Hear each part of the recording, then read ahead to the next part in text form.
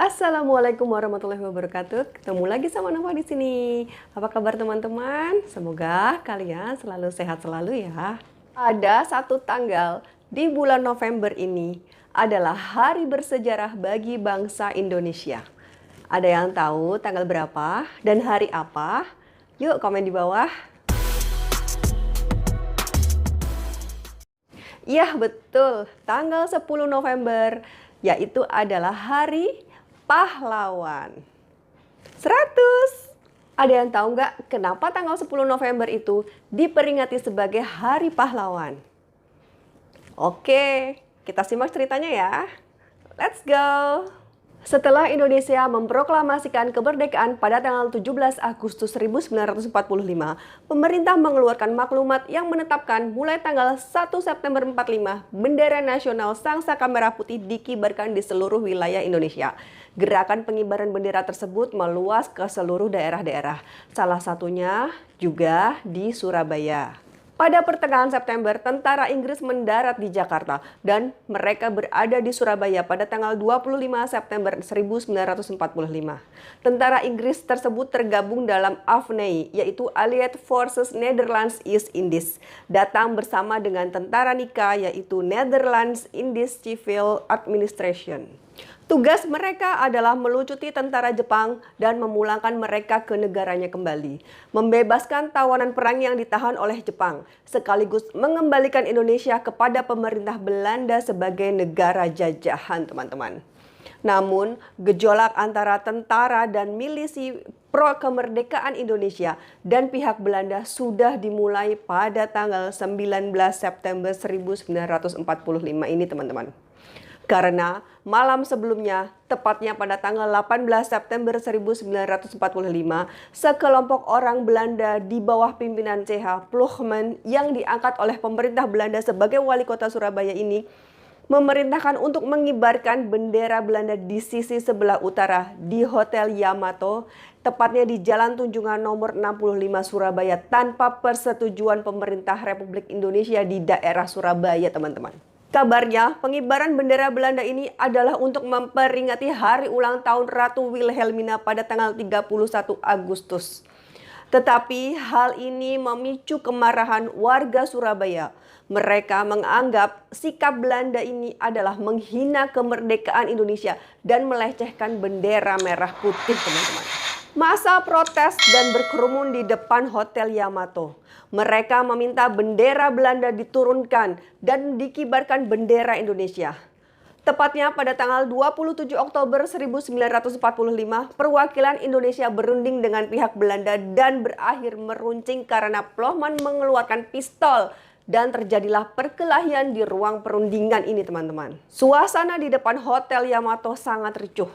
Massa yang dipimpin oleh Sidik dan Haryono ini bersorak menyeru untuk memerintahkan turunkan bendera. Berkali-kali mereka meneriakkan itu.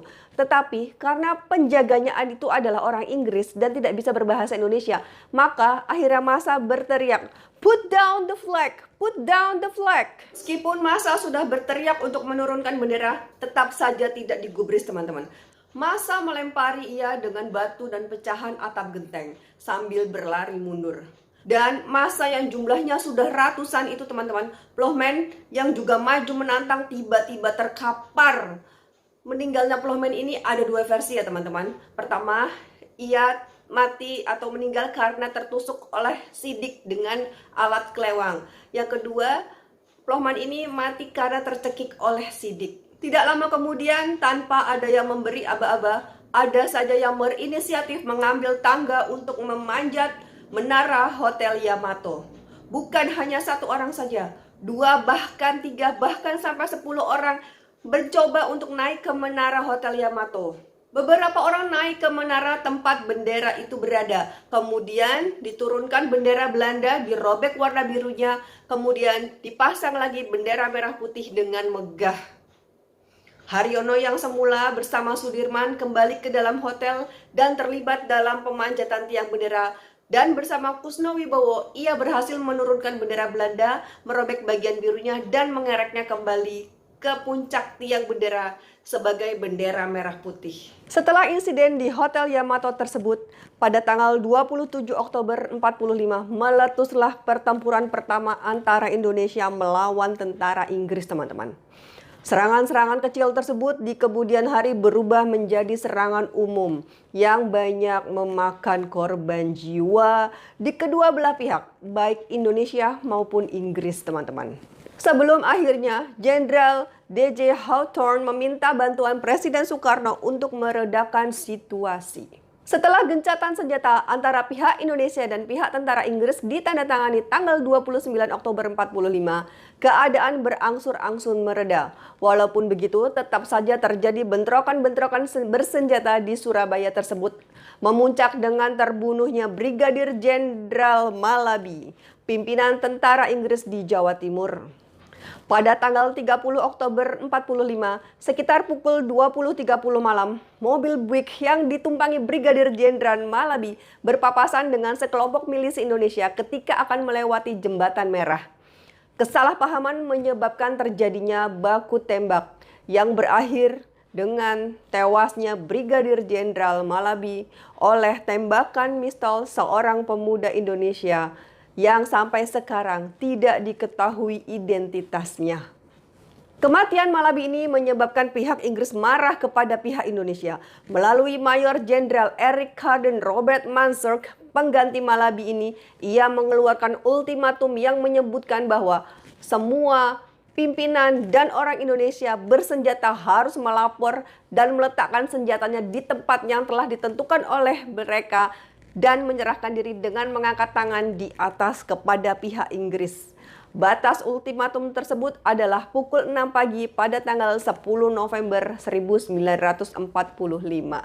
Ultimatum tersebut membuat rakyat Surabaya marah besar. Puncaknya, pertempuran terjadi pada tanggal 10 November meletus. Perang antara kedua kubu berlangsung selama 3 minggu lamanya, teman-teman. Pada tanggal 10 November pagi, tentara Inggris mulai melancarkan serangan.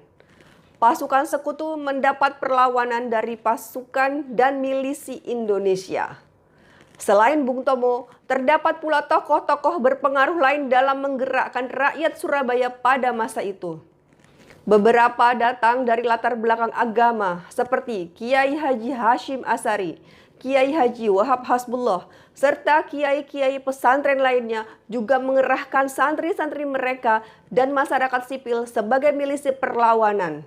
Yang mana pada waktu itu masyarakat tidak begitu patuh kepada pemerintah, tetapi masyarakat lebih patuh dan taat kepada para kiai atau ulama. Sehingga perlawanan pihak Indonesia berlangsung sangat alot dari hari ke hari.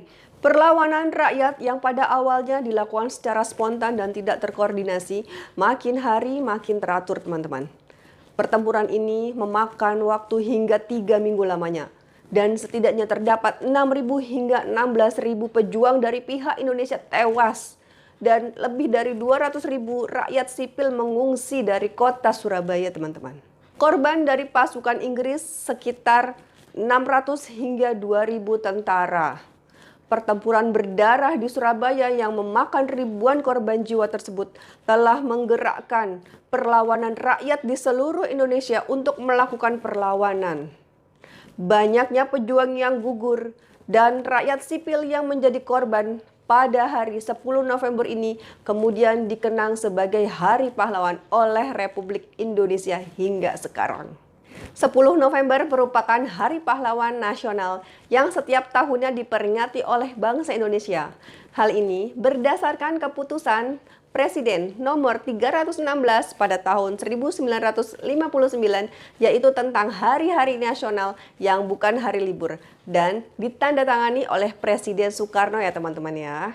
Keputusan tersebut untuk mengenang jasa para pahlawan serta tragedi pada tanggal 10 November 45 yang terjadi di Surabaya, teman-teman. Nah, demikian teman-teman sejarah cerita tentang asal-usul Hari Pahlawan. Saat ini kita tinggal menikmati perjuangan pahlawan kita yang sudah memperjuangkan kemerdekaan. Saatnya kita berjuang mengisi kemerdekaan ini untuk melakukan hal-hal yang berguna dan bermanfaat ya. Terima kasih sudah nyimak cerita sejarah kali ini. Semoga makin cinta ya sama Indonesia. Sampai ketemu di video selanjutnya. Dadah. Jangan lupa like, subscribe, dan share ke teman-teman kalian. Assalamualaikum warahmatullahi wabarakatuh.